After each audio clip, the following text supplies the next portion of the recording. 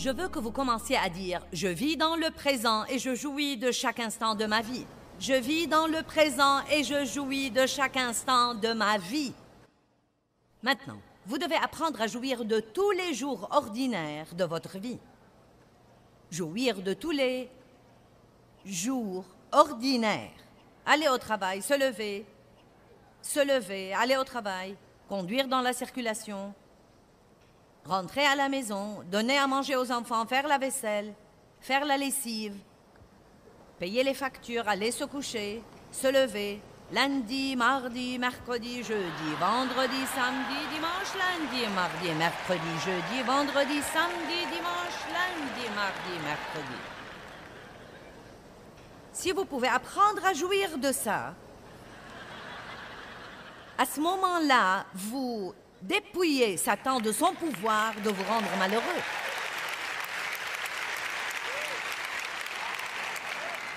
Et je vais vous dire comment faire ça. Commencez à faire tout ce que vous faites chaque jour comme au Seigneur.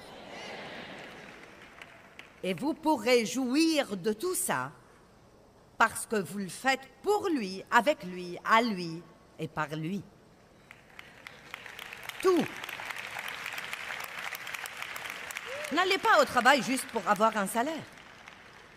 Si vous ne supportez pas votre travail, trouvez un autre travail.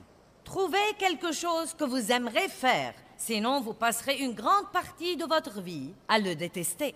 Je déteste l'embouteillage, je déteste mon travail, je déteste. Ne détestez rien à part le péché et la méchanceté et le mal. Commencez à aimer les choses. J'aime ma vie. Je vous défie de le dire chaque jour. J'aime ma vie. J'aime ma vie. J'aime Dieu. Je m'aime. J'aime les autres. J'aime ma vie. J'aime mon travail.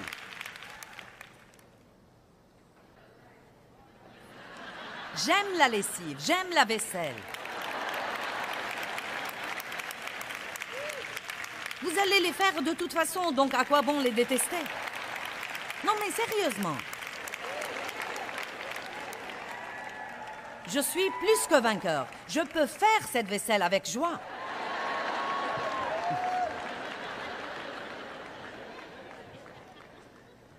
Allez, pour moi, c'est vraiment un défi. Et j'aime les bons défis. J'ai passé une grande partie de ma vie malheureuse et mécontente. Et quand j'ai décidé d'apprendre à aimer la vie, vous voyez, je n'ai jamais eu l'occasion d'être une enfant. Je crois que j'étais une adulte dès l'âge de 3 ans à cause de ce qui s'est passé dans mon enfance. Et je n'ai jamais eu l'occasion d'être une enfant. Donc j'ai découvert comme adulte que je n'avais pas une enfance saine en moi. Je ne savais jouir de rien. Tout pour moi était le travail et la responsabilité, faire quelque chose, avoir un but, passer à la chose suivante. C'était ma vie. Et j'ai décidé, il y a environ 20 ans ou un peu plus, d'apprendre à aimer ma vie. En rentrant à la maison, je vais jouir du trajet, je vais chanter et louer et méditer et aimer Dieu et je vais jouir de mon arrivée.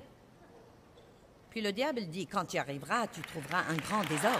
Tes enfants n'auront rien fait de ce que tu leur as dit de faire. Et au lieu de penser, quand je passerai cette porte, s'ils n'ont pas fait ce que je leur ai dit de faire, vous savez quoi, ils auront vraiment des ennuis. Non, pensez que ce sera une merveilleuse occasion pour moi de rentrer. Et si je dois donner une correction, je la donnerai dans l'amour, en veillant à ce qu'ils voient la gloire de Dieu sur moi après la conférence.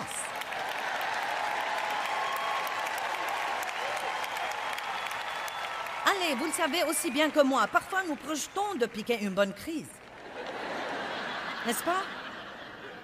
Nous l'avons déjà planifié. Si vous faites ça encore une fois...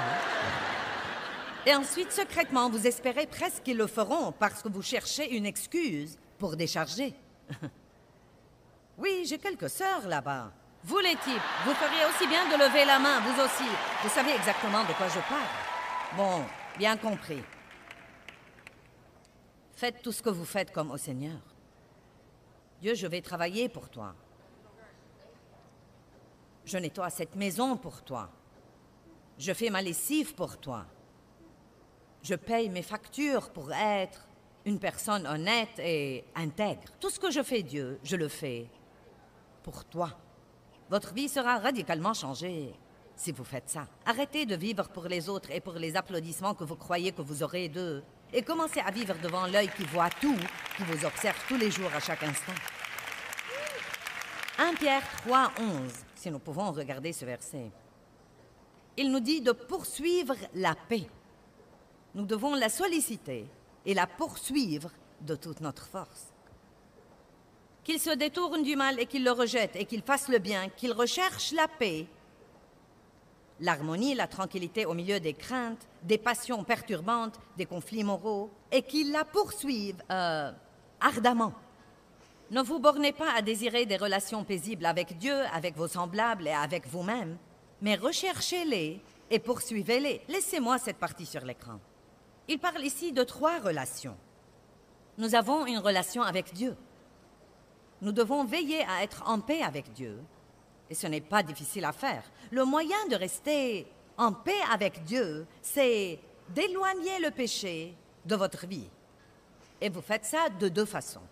Soit vous faites ce qu'il faut pour commencer, soit quand vous faites vraiment des erreurs, vous êtes prompt à vous repentir. Vous demandez à Dieu de vous pardonner, vous vous occupez de la chose, et comme ça, vous pouvez maintenir la paix avec Dieu. Vous n'aurez jamais la paix avec Dieu si vous lui désobéissez. Aussi dur que vous essayez de dissimuler, vous n'aurez pas la paix avec Dieu si au très fond de vous, si vous êtes honnête avec vous-même, aussi nombreuses que soient les excuses que vous trouvez pour ce que vous faites, si au très fond de vous, vous savez que c'est quelque chose que vous ne devriez pas faire, vous n'aurez pas la paix avec Dieu. Amen. Et je ne connais pas une meilleure façon de le dire que la façon dont je viens de le dire maintenant. Quand nous voulons faire vraiment quelque chose, nous pouvons trouver des excuses. Eh bien, tous les autres le font. Dieu se fiche de ce que font tous les autres. Il s'occupe de vous personnellement et peut-être qu'il y a des gens que vous connaissez dans votre vie qui font quelque chose et ne ressentent aucune conviction de Dieu. Mais Dieu ne vous laissera pas le faire. Et vous ne devez pas contester, vous devez savoir qu'on demandera beaucoup à qui l'on a beaucoup donné. Et peut-être que vous avez demandé à Dieu quelque chose qu'ils ne lui ont pas demandé. Et si vous voulez que Dieu le fasse dans votre vie, vous aurez à marcher un peu plus que sur le chemin resserré. Je murmurais une fois, eh bien, Dieu, il paraît que tu t'occupes toujours de moi et tu sais, ils font ceci et ils font cela et ils n'ont pas l'air de croire que c'est vraiment un grand problème. Pourquoi tu me dis toujours que je ne peux pas faire ça? C'est très simple. J'ai reçu cette réponse dans mon cœur. Tu m'as demandé beaucoup de choses. Tu les veux ou non? Si je veux passer à la télé tous les jours, devant une grande partie du monde entier, et partager la parole avec eux, alors, naturellement, je dois rester sur un chemin très resserré. Et dans le but de faire ça, j'ai dû apprendre à vraiment écouter Dieu. Et si je ressens une conviction, si mon cœur n'est pas tranquillisé, non mais même si c'est quelque chose que Dave n'a pas l'air d'avoir un problème à faire, si mon cœur n'est pas tranquillisé, je ne le fais pas. Amen.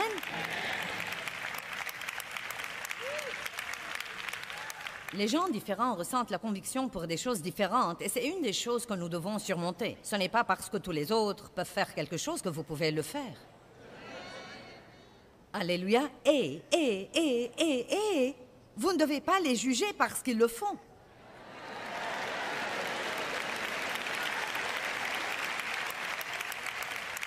Ce qui arrive, c'est que les gens qui cherchent à vivre dans la piété croient vraiment qu'ils sont les seuls à faire ça. Et maintenant, tout à coup, ils veulent juger tous les autres qui ne font pas ce qu'ils font eux-mêmes. Laissez les gens tranquilles, priez pour eux, laissez Dieu s'occuper d'eux et veillez à faire ce que vous êtes censés faire et vous pouvez être sûr que le reste ira très bien. La paix avec Dieu. La personne suivante avec qui vous devez veiller à avoir la paix est vous-même. Et je parle beaucoup de ça. J'enseigne beaucoup là-dessus parce que c'était un problème énorme de ma vie et je crois que c'est un problème dans la vie de beaucoup de gens. J'ai eu beaucoup de mal à m'entendre avec les gens et je voulais aimer les gens. Je voulais vraiment être plus gentille et aimable et patiente et miséricordieuse. Et je n'arrivais pas à faire ça et Dieu m'a finalement révélé que je ne pouvais aimer personne parce que je ne m'aimais pas. Et on ne peut pas donner ce que l'on n'a pas. C'est pourquoi travaillez sur ça. Vous devez avoir une bonne relation avec vous-même. Vous devez avoir une bonne relation avec vous-même. Et ce verset que j'avais mis sur l'écran le prouve. Remettons 1 Pierre 3:11 sur l'écran, la dernière partie de ce verset. Ne vous bornez pas passivement, paresseusement. Si seulement j'avais la paix. Ce n'est pas comme ça que vous aurez la paix. Vous devez la solliciter, la poursuivre, la rechercher ardemment de toute votre force. Vous devez trouver les choses dans votre vie qui vous volent votre paix et vous devez vous en débarrasser. Amen. Ne vous bornez pas à désirer des relations paisibles avec Dieu, avec vos semblables et avec vous-même. Donc, il parle de 3 relations distinctes. Des relations où nous devons veiller à avoir la paix. Je vais donc vous demander aujourd'hui, est-ce que vous vous aimez? Certains s'aiment, mais je peux presque garantir qu'il y a ici plus de personnes qui ne s'aiment pas qu'il n'y a des personnes qui s'aiment. Vous vous aimez vous-même? Est-ce que vous vous acceptez vous-même? Vous êtes conscient de vos faiblesses aussi bien que de vos forces. Et franchement, vous vous en fichez. Maintenant, je ne suggère pas que nous ayons une habitude relâchée ou négligente à l'égard du péché. Ce n'est pas du tout ce dont je parle. Mais certaines de nos faiblesses ne sont pas des péchés. Ces faiblesses sont souvent des choses que nous aurions voulu qu'elles soient différentes. Nous aimerions être capables de faire cette chose que quelqu'un d'autre fait, mais elle semble être un tel don et si facile pour lui. Mais pour nous, elle est difficile. Il est beaucoup plus facile pour mon mari d'être calme et facile à vivre, que ceci ne l'est pour moi. Car je dois vraiment me discipliner sur ce plan. Eh bien, il y a eu plusieurs fois dans ma vie où j'ai souhaité être comme lui. Non, mais je lui ai dit, ce doit être agréable de ne jamais avoir à s'inquiéter de rien, ou même à essayer de ne pas s'inquiéter. Dave a une réponse à tous les problèmes. Déchargez-vous sur lui. Quand j'ai un problème, je ne vais même pas lui demander conseil parce que je sais déjà ce que ça va être. Déchargez-vous sur lui. Et il a raison. Mais il m'est plus difficile de faire ça qu'il ne l'est pour lui. Eh bien, pouvons-nous appeler ça une faiblesse? Je ne sais pas, peut-être. Non, mais il est plus fort que moi sur ce plan. Mais vous savez quoi? Je suis ce que je suis. Vous êtes ce que vous êtes. Je travaillerai là-dessus un peu plus dur. Il y a d'autres domaines dans la vie de Dave où il doit travailler un peu plus dur. Vous ne surprenez pas Dieu. Il ne vous a pas choisi et tout à coup il a dit « Oh mon Dieu, regardez avec qui je suis coincé. » La Bible dit que Dieu vous a choisi exprès parce qu'il vous a aimé et qu'il sait la fin depuis le début. Il est chef et le consommateur de la foi. Tous les jours de votre vie ont été écrits dans son livre avant que vous ne soyez jamais venus à la vie. Dieu connaît toutes les paroles dans votre bouche que vous n'avez pas encore prononcées. Il connaît chaque décision que vous prendrez avant que vous ne le preniez. Et il dit toujours, je vous aime inconditionnellement, je ne vous abandonnerai jamais, je travaillerai avec vous et je vous recueillerai et je veillerai sur vous.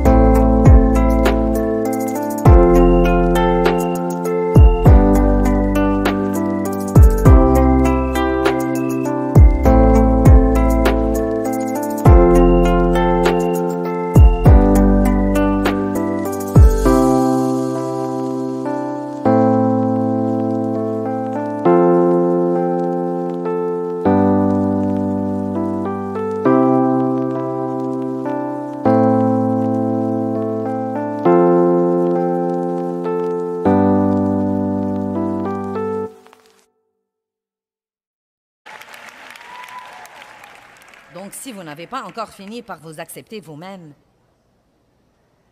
vous devez faire ça. Un des moyens d'avoir la paix avec vous-même,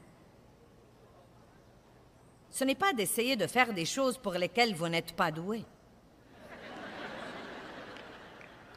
C'est triste de voir les gens dépenser environ 80% de leur énergie à essayer de s'améliorer dans des domaines pour lesquels ils ne sont pas doués, au lieu de passer 80% de leur temps dans les 2 ou 3 choses pour lesquelles ils sont vraiment doués et les travailler et arriver à exceller dans ces domaines.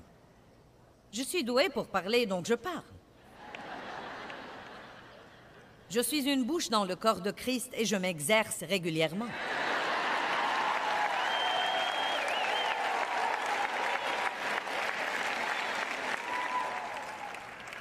J'ai essayé de jouer de la guitare une fois. Mes doigts ne sont pas assez longs.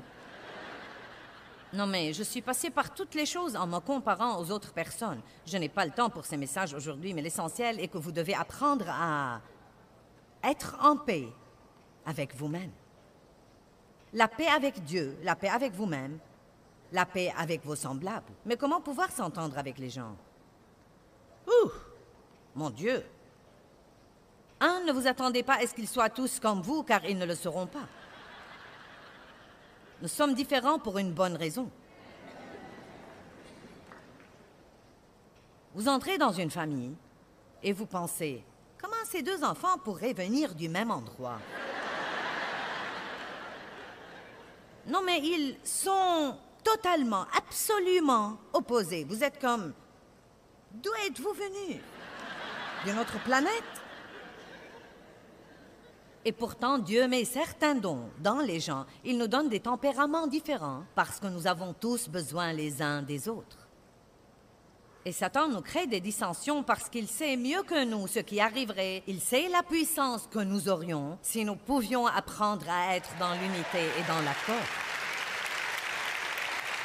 Tout ce que vous devez faire, c'est de lire le livre des Actes et vous verrez que quand l'Église était nouvelle, quand elle était jeune, avant d'avoir le temps pour toutes les absurdités et les divisions et les confessions et toutes ces choses différentes, à quel point l'Église était puissante. Des miracles, les morts ressuscités et les boiteux marchaient et les sourds entendaient, les aveugles voyaient et le nombre des disciples s'augmentait tous les jours par milliers. Les gens donnaient généreusement ce qu'ils avaient pour aider tous les autres. Mais vous donnez juste assez de temps aux gens.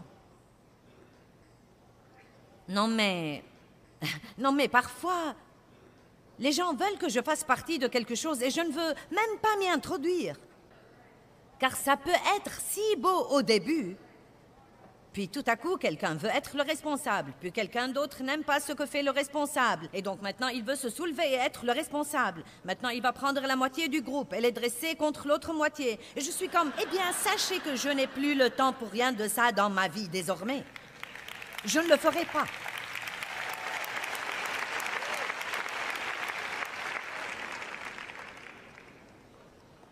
Focalisez sur les bonnes choses chez les gens plutôt que les choses que vous n'aimez pas et il vous sera facile d'être en paix avec eux. Apprenez à vous adapter aux autres personnes. Ça me donne la chair de poule de dire ça. La première fois où j'ai vu ce verset dans la Bible comme quoi la femme devrait s'adapter à son mari, j'ai pensé, non mais vous êtes vraiment sérieux? Dites-moi que vous plaisantez. J'ai dû apprendre que tout ne devait pas être comme je voulais, et parfois Dieu ne me laissait pas faire à mon idée, et qu'il voulait être sûr de ça pour qu'il puisse voir comment j'agirais. Notre façon d'agir sous pression révèle le vrai nous, qui nous sommes vraiment. Et nous révèle beaucoup de choses dans notre vie dont nous devons encore nous occuper. Et vraiment, quand vous êtes dans une situation délicate et que vous agissez mal, vous ne devez même pas vous déprimer. Vous devez dire, Dieu, je crois que je peux toujours voir ce que nous avons à traiter. Merci pour me l'avoir montré, au moins je ne suis plus trompée. Vous pouvez même remercier Dieu. Dieu, merci pour m'avoir montré ça. Au moins, je ne suis plus trompée et je ne penserai plus beaucoup de bien de moi que je ne le devrais. C'est exactement pourquoi dans Jacques 1, il dit « Prenez de très bon cœur toutes les épreuves par lesquelles vous passez, sachant que le texte auquel votre foi est soumise produit la patience. » J'ai trouvé que ça a produit beaucoup de trucs pour moi avant d'en arriver à la patience. Non mais beaucoup de trucs. À ce moment-là, revenez à « Je suis satisfait et stable émotionnellement. Je suis satisfait et... » Vous voyez, je vous donne l'équipement. Les choses ne vont pas comme vous voulez, vous ressentez les émotions. Il faut faire quelque chose avant qu'elles n'arrivent à votre bouche. Une fois qu'elles arrivent là, c'est trop tard. Maîtrisez-les quand elles sont toujours quelque part là. Et vous pouvez ressentir ça. Elles montent.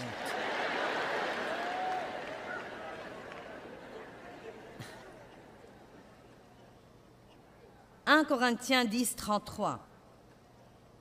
C'est ainsi que moi-même, je m'efforce de plaire, de m'adapter aux opinions, aux désirs et aux intérêts des autres, en m'adaptant à tous en toutes choses, en ne cherchant pas mon avantage personnel, mais celui du plus grand nombre, afin qu'il soit sauvé. Paul a dit « Je travaille très dur pour ne pas être si imbu de moi-même et si égoïste et égocentrique pour croire que je devais faire à mon idée tout le temps. Si quelqu'un a une opinion qui diffère de la mienne, je n'en fais pas tout un plat, je le laisse avoir son opinion. Pourquoi nous travaillons si dur à essayer de faire que tout le monde pense comme nous pensons? Vous savez quoi? Je vais vous révéler un secret, c'est gratuit. Ils sont tous gratuits, mais je vais vous dire ceci. Vous pourrez accroître votre paix immédiatement si vous prenez aujourd'hui la décision de ne jamais plus donner votre opinion à quelqu'un à moins qu'il ne vous la demande.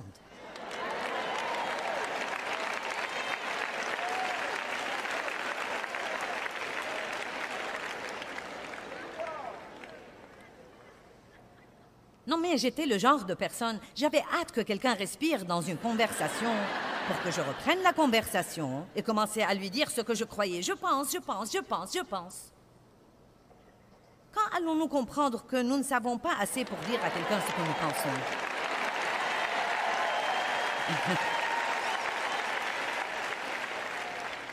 Maintenant, voici un autre moyen d'avoir la paix avec les autres. Celui-ci est génial. Ne passez pas excessivement de temps avec des gens qui ne vous plaisent pas tout simplement.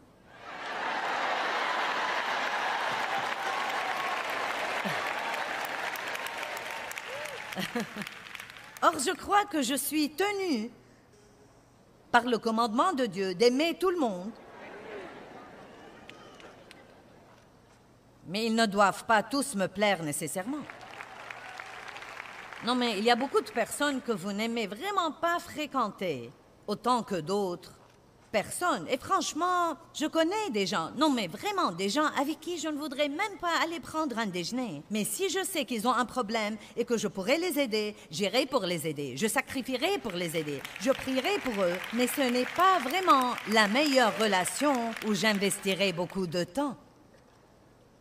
Non pas que je ne veuille pas les aider, j'essaierai de les aider autant que je peux. Mais j'ai une personnalité très franche, hardie, agressive, plutôt une personnalité dominante. Et si je côtoie quelqu'un qui a peur de moi, cela me rend vraiment nerveuse tout le temps. Ensuite, je sens que je dois marcher sur la pointe des pieds autour d'eux tout le temps. Et je ne peux pas supporter ça. Car à ce moment-là, je sens que pour qu'ils soient eux, je ne pourrais pas être moi. Et nous ne devons pas faire ça aux gens. J'ai dit que nous ne devons pas faire ça aux gens. Ne soyez pas le genre de personne qui est si susceptible que tout le monde doit marcher sur des œufs et s'assurer que vous allez bien tout le temps. Donc surmontez-vous.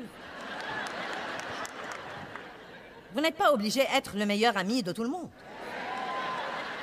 C'est comme ça que la Bible le dit dans le livre des Proverbes. Elle dit « Mets rarement le pied dans la maison de ton prochain. »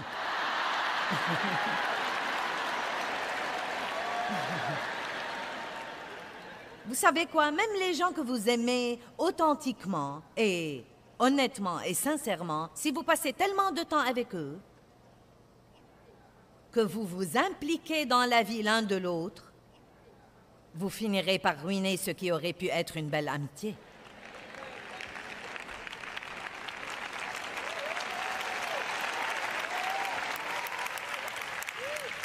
Vous ne devez pas tout savoir sur tout le monde.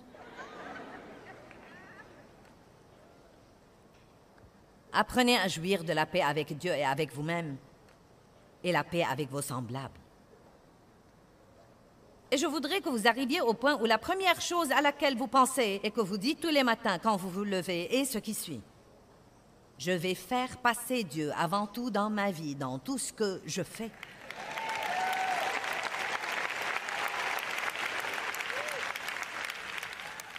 Dieu est le premier dans mes pensées, ma conversation, mon temps, mon argent et toutes les décisions que je prends. Je cherche Dieu d'abord avant toute autre chose. Et il ajoute à ma vie les choses qu'il veut que j'aie. Romains chapitre 11, verset 36. Car de lui, et par lui, et pour lui, sont toutes choses. Car toutes choses émanent de lui et proviennent de lui. Toutes choses vivent par lui, et toutes choses sont centrées sur lui et tendent à s'accomplir et à se consommer en lui. À lui soit la gloire.